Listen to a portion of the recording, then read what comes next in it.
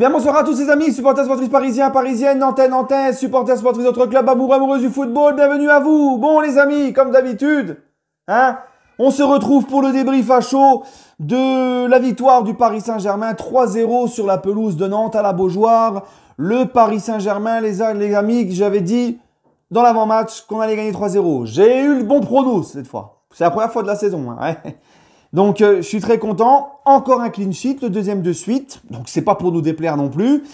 Et le premier point de cette rencontre, les amis, c'est tout d'abord une victoire très importante pour deux choses. La première, c'est parce que l'OM carbure aussi dans ce début de saison. 5 victoires, 1 nul, comme nous, exactement comme nous. L'OM, juste avant, s'était imposé à Auxerre, donc avait repris la première place avec 3 points d'avance. Il était impératif pour nous de reprendre cette première place. On n'allait pas passer le week-end et commencer la Ligue des Champions en laissant Marseille sur le trône. D'accord? Ça fait tâche! Marseille sur le trône. Donc, nous avons gagné et nous avons repris notre fauteuil de leader. Nous avons repris le trône. Et puis, oui, parce que Marseille, le seul trône qui mérite, c'est les chiottes. Bon, allez, c'est bon. Ouais. Et puis, donc, du coup, nous avons repris notre première place à la différence de buts. Et oui, les amis, puisqu'on a marqué 24 buts en 6 journées, on a une moyenne de 4 buts par match. On continue à carburer et ça fait plaisir. Donc, deuxième chose pourquoi c'était important de s'imposer ce soir, c'est parce que mardi, c'est The Competition qui commence. C'est la Ligue des Champions mardi et contre la Juve, plus grosse équipe du groupe, plus gros adversaire. Donc, il fallait impérativement qu'on fasse le plein de confiance. Il fallait qu'on arrive face à la Juve avec la confiance et avec une victoire. Voilà. Parce que c'est vrai que entamer la Ligue des Champions, arriver à la Ligue des Champions avec une contre-performance, ça c'est pareil, ça fait tâche. Donc je suis très content de cette victoire qui était importante. En plus, c'était un très bon test. Nantes devant son public à la Beaujoire, c'est pas toujours une partie de plaisir. On s'en rappelle l'année dernière, on avait pris 3-1 dans la tronche avec un 3-0 à la mi-temps pour Nantes. Donc voilà. En parlant de la Beaujoire, très déçu de l'attitude de certains, je dis bien certains, bien évidemment, on va pas généraliser. Certains Nantais qu'on lançait des briquets au début du match sur la gueule de Messi quand il a tiré le corner. C'est pitoyable. Pitoyable. J'ai aimé quand même la réactivité de l'arbitre, le speaker qui a annoncé des choses, tout de suite, direct, accord entre Galtier et Comboiré. Si ça recommence, on arrête. Le speaker qui met les choses au clair et ça n'a pu recommencer. Voilà. Mais en tout cas, honte à ces gens-là. Honte à ces gens-là. Ok? Ensuite aussi, une nouvelle fois déçu, mais là, ce coup-ci, du comportement des joueurs de Nantes. Parce qu'à chaque fois qu'on affronte Nantes, c'est la boucherie, les gars. Le geste de Fabio sur Vitinha, qui nous a d'ailleurs blessé Vitinha. Alors j'espère que Vitinha, qui est déjà très important au milieu, ne va pas être trop long. J'aimerais bien le voir contre la Juve, tu vois. Donc on va espérer. Bon, on va pas se mentir, il y a quand même Fabian Ruiz qui est pas mal, d'accord. Mais bon, Vitinha, voilà. Là, il est bien intégré dans cet effectif, il a pris ses marques, il est déjà important. Ça m'embêterait de ne pas le voir mardi face à la Juve.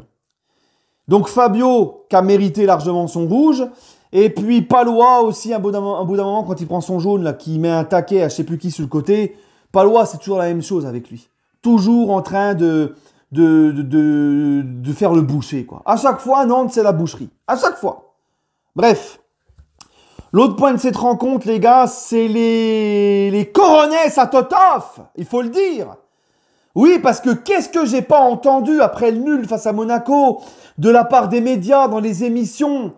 Ouais, Galtier, c'est le même bordel, il a rien changé. Galtier, vous allez voir, il va tomber sur les mêmes soucis que les autres. Il pourra pas sortir les 3 stars. Il pourra pas les faire débuter sur le banc. Il va se casser les dents comme les autres avec les stars. Il pourra pas les gérer, ceci, cela. T'as vu ce qu'il t'a fait ce soir, le Totov? Il t'a fait sortir Messi le dernier match à Toulouse. Là, il t'a mis Neymar remplaçant. Et Neymar avait l'air de bien accepter. Il était content sur le banc. Dans le tunnel des vestiaires, à l'entrée des joueurs, il était tout sourire avec Galtier. Donc, et il fait sortir Mbappé tôt dans le match pour faire rentrer, je crois, Ekitike. Non, Ekitike, c'est à la place de Sarabia. Pour faire rentrer... Qui l'a fait rentrer à la place d'Mbappé? Enfin bref, Neymar, justement. Neymar, voilà.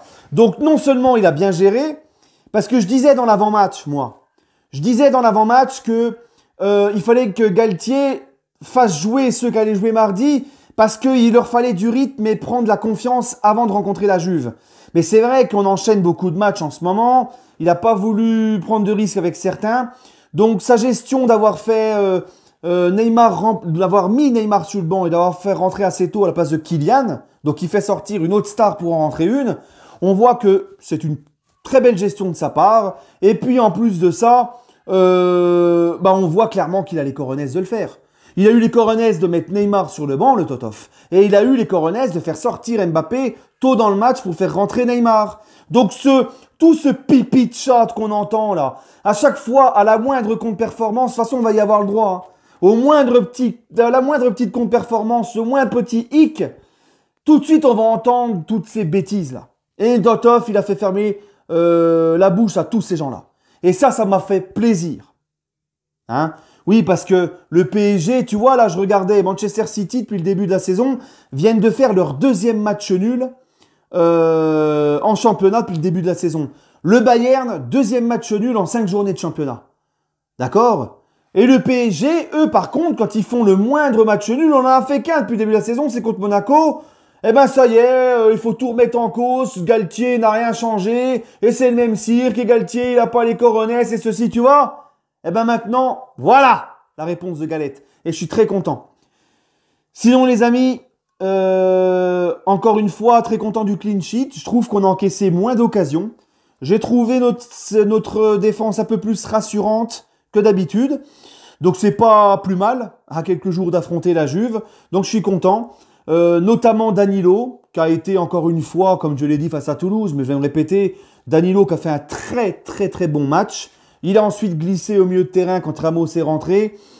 Et il a fait son boulot aussi au milieu. Franchement, Danilo, c'est mon petit chouchou. Ça fait un bout de temps qu'il est très bon, mais on ne le dit pas assez parce que comme je vous l'ai dit, il n'est pas sud-américain, il n'a pas de flow et il n'est pas technique. Voilà. Mais encore une fois, il a fait le job, Danilo. Et il a montré qu'il pouvait largement donc faire ce job en défense centrale pour la rotation. Ensuite, les amis, j'ai aussi kiffé, mais vraiment kiffé encore ce soir Messi. Messi n'a pas marqué, mais Messi, encore une fois, 2 passes décisives, tout passait par lui, il est en jambes, il a retrouvé le coup de rein, tout passait par lui, 2 passes D, il lui manquait juste un but en fait. Voilà. Donc moi, j'ai été très content encore une fois de Messi, et je pense que c'est pour ça que Galtier, cette fois-ci, l'a pas fait sortir. On voit l'importance qu'il a dans le jeu. Tout passait par lui.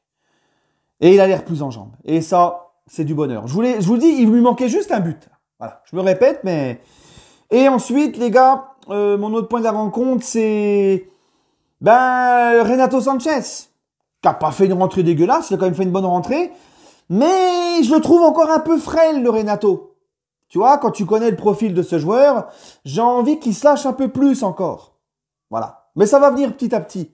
Je lui fais confiance. Et sinon, les gars, Kylian, son doublé aussi, faut en parler. Parce que Kiki, malgré tout, revient à égalité de points à égalité de buts avec Neymar. Voilà. Kiki qui marque son doublé. Et puis aussi, ça me fait plaisir, Nuno Mendes qui marque ce soir.